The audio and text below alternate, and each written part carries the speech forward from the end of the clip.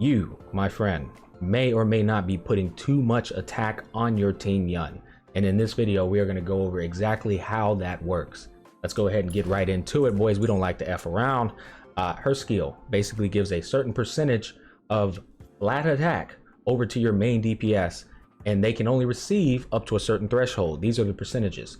Your main DPS, or whoever you're giving this attack buff to, if she's level 6, we're going to use mine as an example. They can only receive up to 37% of their base attack, and they can only receive up to 20% of her total attack. This is very important because anything over this is wasted attack percent. So let's go ahead and give a clear-cut example. She has 1,418 attack.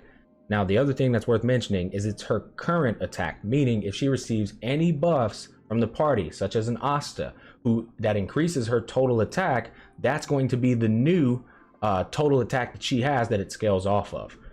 Dan Heng has, what is it? Actually, we got to look at his base attack, which is right here. 793 base attack. She has 1,418. Based off of my current Tingyun, he can only receive up to 37% of this 793, and she can only give up to 20% of her total attack. So let's say we go into the battle and my Asta literally gives over, where's it at? This bad boy right here. After entering battle, increase the attack of all allies by 12%. So she's going to receive this. She's going to receive that 12% of buff as soon as we enter battle. 1418 times 0.12, or I'm sorry, her flat attack is going to be 703. 703 times 0.12. Let's just do it on the calculator here. 703 times 0.12 is 84 attack. Plus the 1418 she already has, she's going to be at a total of 1502 attack, which means she can give up to 300 attack over to Dan Heng. However, what does Dan Heng, what can he receive based off the 37% inside of her talent? So let's come over here to our trusty calculator and do 793 times 0.37, and that's going to be 293. So Dan Heng, although she can give 300 to him, his base attack only allows him to receive 293.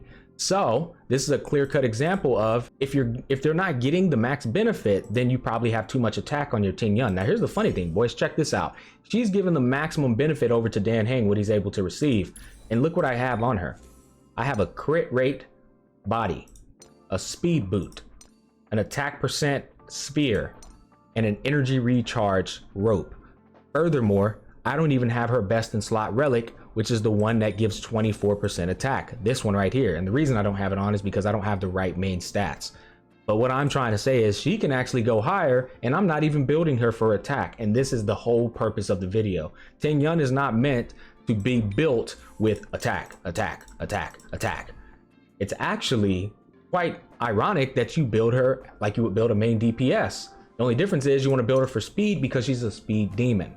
Now, my philosophy here is, guys, in this game, is if they are already very fast, giving them more speed is even better because that allows their action value to get so low that they're able to go multiple times much more consistently. And this is the concept you want to do with Tingyun. Furthermore, she has a innate trace that literally gives her a 20% speed boost as soon as she uses her skill.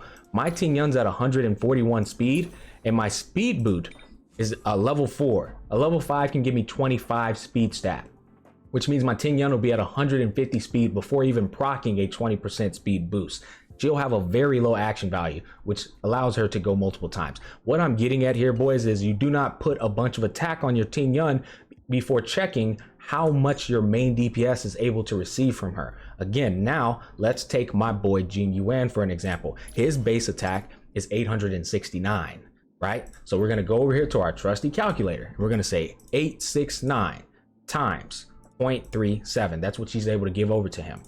He can receive up to a 321 right now flat damage, flat attack boost from Tingyun.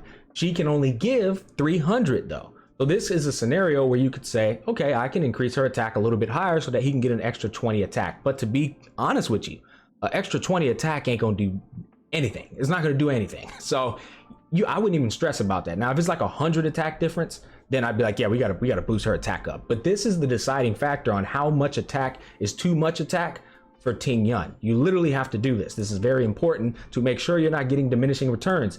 The reality of it is, guys, Tingyun in the end game, she's going to have a 40% attack increase. She's going to have 5 energy every time she goes on her turn.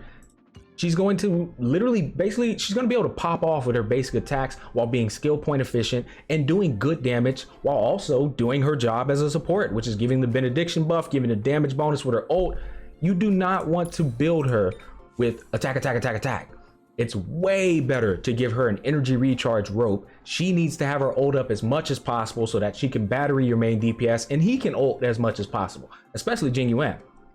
So I highly recommend grinding up an ER right here, lightning damage bonus right here, speed boot right here for most case scenarios, and then a crit rate piece right here. Don't even think about building attack.